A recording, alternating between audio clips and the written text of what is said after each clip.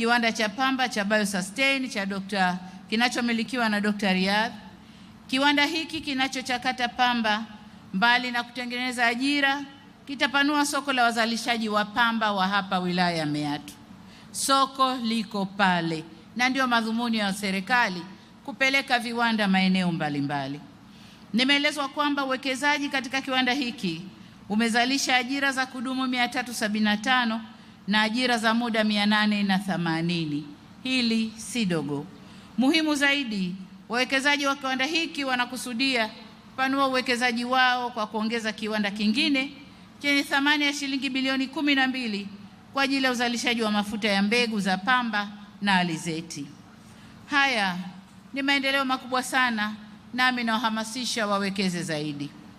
Ndugu wananchi, serikali inaendelea na jitihada za kuvutia viwanda katika wilaya ya Meatu na mkoa wa Simiyu kwa ujumla.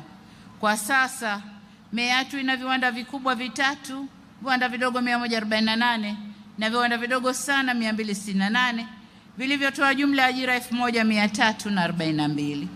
Niwahakikishie wawekezaji wa viwanda, kikiwemo kiwanda hichi nilichokifungua asubuhi, kwa serikali itaendelea kuweka mazingira mazuri kwa ajili ya kukuza viwanda vya ndani. Aidha,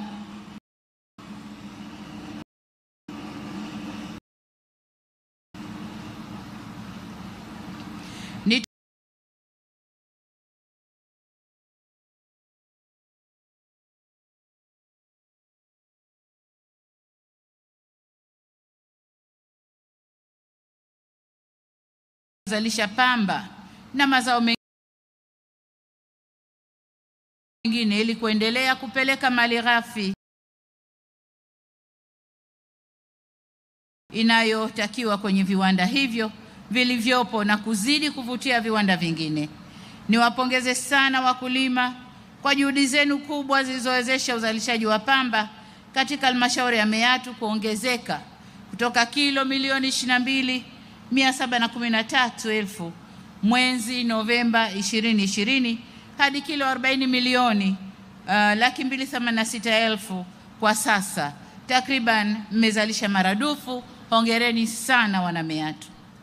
Ndugu wananchi, kutokana na utekelezaji wa mipango na miradi mbalimbali, hususan ile tuliyobainisha kwenye ilani ya uchaguzi ya 2020, wilaya ya Meatu imeendelea kushuhudia maendeleo makubwa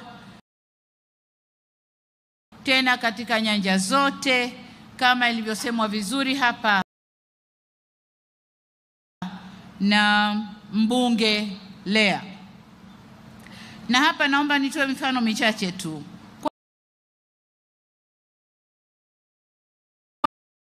TAMISEMI, anayemwakilisha waziri wa TAMISEMI, amesema kwamba zimeletwa fedha kadhaa kwa ajili ya sekta ya afya, lakini niseme kwamba hospitali kongwe ya wilaya imekarabatiwa na kuboreshwa pamoja na kuongezwa jengo la ICU na wodi ya wazazi. Vituo vya afya viwili vimejengwa katika kata ya Mwangudo na Mwasengela. Vile vile majengo ya upasuaji na wodi za wazazi yamejengwa Bukundi. Aidha, serikali imeleta zaidi ya shilingi bilioni 23,980,000 kwa ajili ya elimu ya msingi na sekondari, zikiwemo shilingi bilioni 8,640,000 kwa ajili ya elimu bila malipo ndani ya wilaya hii ya Meatu. Uwekezaji huo umeongeza idadi ya wanafunzi wa sekondari kutoka 9,458 mwaka 2022 hadi 12,630 mwaka huu, huku wanafunzi 9,599 wakiandikishwa kwa ajili ya elimu ya awali na 11,000 darasa la kwanza bila mchango wowote kutoka kwa wananchi. Hii ni kazi ya serikali ya awamu ya 6. Katika kuwawezesha wananchi kiuchumi, jumla shilingi milioni 799 zimetolewa kwa vikundi 89 vya vijana, akina mama na watu wenye ulemavu kama mikopo ya 10% ya makusanyo ya halmashauri tangu mwaka 2021. Niipongeze halmashauri kwa uwezeshaji huu, lakini niombe iweze kufanya vizuri zaidi. Na nitoe rai kwa wananchi kuendelea kulipa kodi na tozo mbalimbali kwa ajili ya maendeleo ya halmashauri yetu. Natambua kwamba wanaMeatu ni wafugaji wazuri pia. Ili kulinda ubora wa mifugo na bidhaa za mifugo, serikali ilianzisha kituo cha wakala wa maabara ya wanyama katika halmashauri ya wilaya ya Meatu. Kituo hiki kitasaidia kupima, kubaini magonjwa ya mifugo ili hatua stahiki za kitabibu ziweze kuchukuliwa kwa ajili ya kuilinda mifugo yetu. Pamoja na hayo, jana nilizindua kampeni ya chanjo ya mifugo inayolenga kulinda na kuongeza thamani ya mifugo yetu. Hivyo nitoe wito kwa wananchi kushiriki ipasavyo katika kampeni ya chanjo ya mifugo na kuingia kwenye ufugaji wa kisasa wenye tija zaidi. Pamoja na yaliyoelezwa na waziri na mbunge, kama tulivyoahidi kupitia ilani ya uchaguzi ya CCM ya mwaka 2020 hadi 2025, miundombinu ya umeme sasa tumeifikisha kwenye vijiji vyote 109 vya Meatu. Ila hatujaishia hapo tulipoahidi. Tunaendelea mbali, kazi inaendelea sasa kwenye vitongoji. Pamoja na jitihada hizi zote, ninafahamu kwamba kuna changamoto ya umeme kutokuwa na nguvu ya kutosha. Naomba kuwataarifu kwamba serikali imejipanga kukabiliana na hili.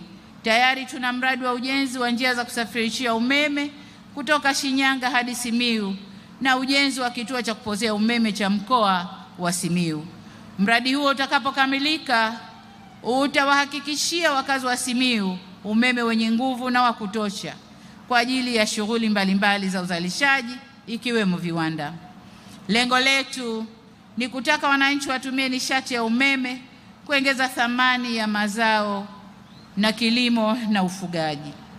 Nimepokea pia taarifa kuhusu kero inayotokana na kuchelewa kwa utekelezaji wa mradi wa ujenzi wa daraja la Itembe. Daraja hili ni sehemu ya mradi wa ujenzi wa barabara ya Karati Mbulu Dongobesh Haido Msibiti mpaka Maswa yenye kilomita 389. Barabara hii inaunganisha mikoa minne: Arusha, Manyara, Singida na Simiyu. Lakini ndugu zangu, habari njema ni kwamba kwa sasa serikali iko kwenye hatua za mwisho za kukamilisha mradi huu. Nafahamu adha ambayo wananchi wamekuwa wanakumbana nayo, ikiwemo kulazimika kusubiri masaa 4 mpaka 6 wakati wa msimu wa mvua ili waweze kuvuka kwenda upande wa pili. Kwa hiyo kama nilivyosema, nataka niwahakikishie kwamba adha hiyo inakwenda kumalizika. Ninaamini wananchi wamejipanga vyema kutumia fursa zitakazokuja baada ya kukamilika kwa daraja hili, ikiwemo utalii kwenye mbuga za wanyama za Maswa, Ngorongoro na Serengeti, ambapo mtaweza kufika kwa urahisi zaidi kupitia wilaya ya Meatu. Meatu oye! Ndugu wananchi, natambua pia kwamba wilaya ya Meatu bado inakabiliwa na changamoto ya maji. Na tatizo kubwa ni kwamba maji yetu yana chumvi. Tumeleta magari, tumechimba visima, lakini maeneo mengi visima maji yamekutwa yana chumvi. Lakini nataka niwape habari njema pia kwamba mradi wa kutoa maji Ziwa Victoria unakuja kumaliza shida hii. Hata hivyo, pamoja na mradi ule ambao tumeuanza na unaendelea, mwaka uliokwisha wa 2024 tulikamilisha mradi wa maji wa Inonelwa uliogharimu shilingi bilioni 4,860,000.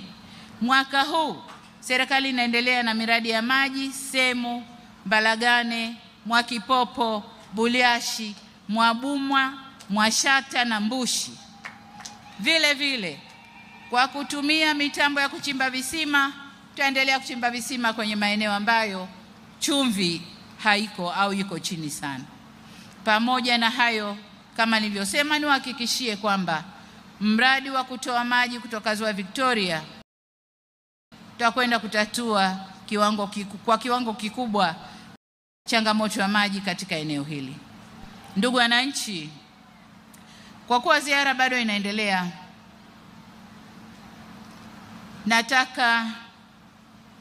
Ni hitimisho kurejea shukrani zangu kwenu wananchi kwa mapokezi na hamasa kubwa katika ziara hii.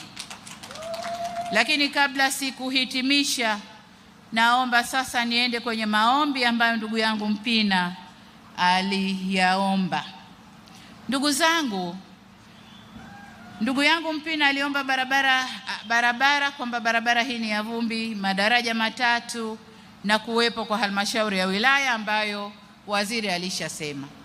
Lakini uwepo wa halmashauri ya wilaya sehemu yoyote huanza na mchakato wa ndani. Unaanza na mchakato wa ndani, ombi linapelekwa TAMISEMI wanachakata na huku juu tunamalizia. Lakini hatoki mtu kuomba juu kwa rais wakati ndani huko alikotoka mchakato haujaanza. Hilo halipo. Kwa hiyo kama alivyosema waziri, anzeni mchakato. Lakini jengine ameomba madaraja na barabara. Ndugu zangu, maombi kama haya Lea huyu aliyowasilisha bungeni na mawaziri wakatekeleza maombi yake. Sasa maombi haya kuyaleta hapa kwenye mkutano kwa rais ni kujitafutia umaarufu na kuthibitisha kwamba mbunge hakulifanyia haki jimbo lake. Angesema bungeni, kazi hii ingefanyika, lakini inaonesha mbunge hakulifanyia haki jimbo lake. Lakini la pili, kwa sifa alizozitoa na maelezo aliyoyatoa, SGR, Mwalimu Nyerere, daraja la Busisi, MV Mwanza, huyu si mbunge wa jimbo bali ni mbunge wa taifa. Kwa nadhani tunapokwenda huko muache nimchukue kwenye nafasi zangu 10. Mwenziwe Lea amesema kila kilichofanyika jimboni na amount ya fedha akitoa kichwani. Lakini mbunge wa Kisesa ni kurukaruka na kwamba Kisesa tunakudai. Lakini ukifata maandiko na rekodi za serikali, tumefanya mambo mengi sana Kisesa.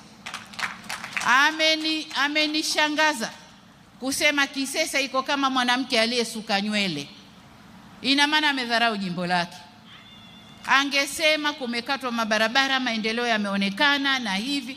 Lakini ndugu zangu, nadhani mngekuwa serious kutuletea wabunge wa kukutoleni huduma kwenye majimbo yenu. Nadhani mngekuwa serious kwenye hilo. Kwa hiyo huyu ni mbunge wa taifa na sio mbunge wa jimbo, kwa sababu hakuongea chochote cha jimbo lake. Baada barabara za kusuka nywele ndicho alichoongea. Uvamizi wa tembo, hatua tumeanza kuzichukua, na mambo haya ni hatua kwa hatua. Kama tumeweza kujenga vituo 3, bila shaka kama tatizo bado ni kubwa, angemuona waziri wa maliasili na utalii akiwa bungeni na waziri angejua cha kufanya, na sio kuja kulalamika hapa mbele ya rais na kutaka umaarufu mbele ya wananchi, maarufu ambao kazi hazifanyi inavyopaswa. Kesi ya wafugaji mahakamani, anajua kesi iko wizarani inashughulikiwa, lakini alitaka iseme hapa ili wananchi wake wamsikie. Ndugu zangu, huyu ni mbunge wa kitaifa na sio mbunge wa jimbo. Kama kweli wana Kisesa mnataka maendeleo, huyu mbunge sio wa jimbo, ni wa kitaifa. Ndugu zangu, baada ya kusema hayo, niwapongeze viongozi wa mkoa, wilaya na halmashauri kwa kazi mnayoendelea kuifanya, na niwaombe sana muendelee kufanya kazi, muwatumikie wananchi ili maendeleo kwa wananchi yaonekane. Nyinyi tuliowaleta huku si watawala, mnamwakilisha rais lakini si watawala, ni watumishi wa wananchi. Kwa hiyo niwaombe sana watumikieni wananchi. Niwaombe sasa mturuhusu tuendelee na ziara katika maeneo mengine, na asanteni sana kwa kutusikiliza. Asanteni sana. Toti, tunaomba tumsindikize Mheshimiwa Rais wa Jamhuri ya Muungano wa Tanzania.